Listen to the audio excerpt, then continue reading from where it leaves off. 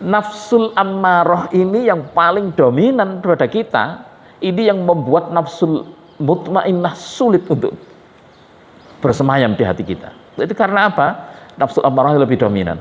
Lah nafsu ammarah itu yang membuat dia kuat bercokol itu adalah ketika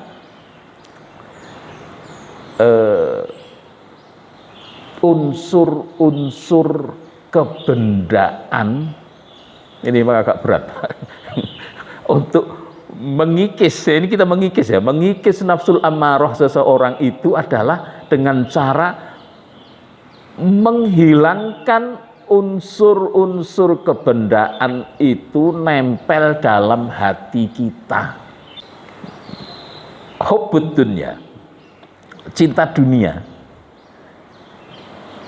itu yang akan menjadi ukuran nafsul ammarah seseorang itu kuat atau tidak. Semakin kuat terhadap kecintaannya terhadap dunia, maka nafsul ammarahnya semakin tinggi, semakin kuat. Tapi begitu orang bisa mulai mengikis, hubbud dunyanya dikikis, ya masih seneng tapi jangan tebel-tebel, mulai dikurangi, dilatih. Apa saya harus jadi orang miskin kalau begitu? Bisa jadi, tapi bisa jadi juga enggak. Karena ini urusan hati, bukan urusan punya atau enggak punya, urusan hati aja, Pak. Ada orang yang punyanya banyak, tapi tetap enggak dimasukkan ke dalam hati, itu bisa. Biasa saja. Umar, tokoh yang luar biasa, selalu kalah dengan Abu Bakar. Abu Bakar itu padahal ya dikenal sebagai pedagang, lalu juga enggak juga. Tapi ketika Umar bersedekah sekian, Abu Bakar selalu bersedekah lebih banyak. Tapi apakah Abu Bakar lebih miskin dari Umar? Enggak, Umar lebih miskin, Pak. Abu Bakar tetap kaya. Heran juga itu. Yang memerdekakan budak itu menghabiskan banyak sekali hartanya itu. Jadi orang-orang di sekitarnya pada, kamu ini gimana? Kok memerdekakan budak-budak yang sudah tua-tua, sudah nggak produktif lagi, dengan harga yang mahal. Karena dia melakukan itu. Kenapa? Sampai kemudian ada ungkapan bahwa Abu Bakar itu sudah menjalani kehidupan akhiratnya ketika dia masih berada di dunia. Jadi ungkapannya kayak gitu. Saking apa? Segala sesuatu yang dilihat itu akhirat. Nah, orang kalau sudah melihat kehidupan akhirat, itu melihat kehidupan dunia itu sangat kecil sekali. Sangat kecil sekali. Kita bisa ukur sebenarnya dengan akal fikir kita itu, kita bisa mengukur harta benda yang kita cintai, kita banggakan itu seberapa besar sih kita bisa memanfaatkan itu.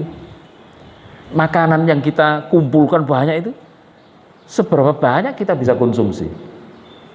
Kita dibatasi dengan perut kita. Itu kalau masih sehat, Pak. Perutnya masih nampung, tapi darah tingginya naik, kolesterolnya naik, sudah menolak semuanya loh. Jadi harta benda yang kita kumpulkan di dunia yang kita cintai sebenarnya nilainya tetap kecil dibanding dengan kehidupan akhirat, kenikmatan yang terhampar di muka bumi ini. Kenikmatan yang keindahan yang terhampar di muka bumi ini kan hanya menjadi konsumsinya mata, Pak. Keindahan itu. Kalau matanya masih bersih, masih mata kita itu sudah pakai kacamata sekarang ini kan, sudah beda lagi kan. Sudah beda. Dan banyak juga orang yang miskin nggak bisa terlepas dari kebendaan itu kan banyak sekali kan gitu. Kita pernah baca satu ayat gini kan, yahsabu annama lahu akhladah.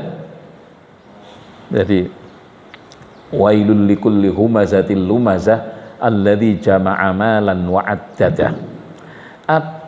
Orang yang celaka itu orang yang senantiasa mengumpul-ngumpulkan harta dan menghitung-hitungnya. Lah ternyata yang namanya mengumpulkan harta itu tidak selalu bermakna dia memang orang kaya mengumpulkan harta, enggak. Banyak di antara kita itu mengumpulkan harta dikumpulkan di otaknya. Menghitung, yang dihitung bukan hartanya tapi harta tetangganya. Orang miskin itu celaka. Wah, si fulan sudah beli ini lagi, macam muncul lah. Itu orang yang celaka ternyata bisa seperti itu. Baik.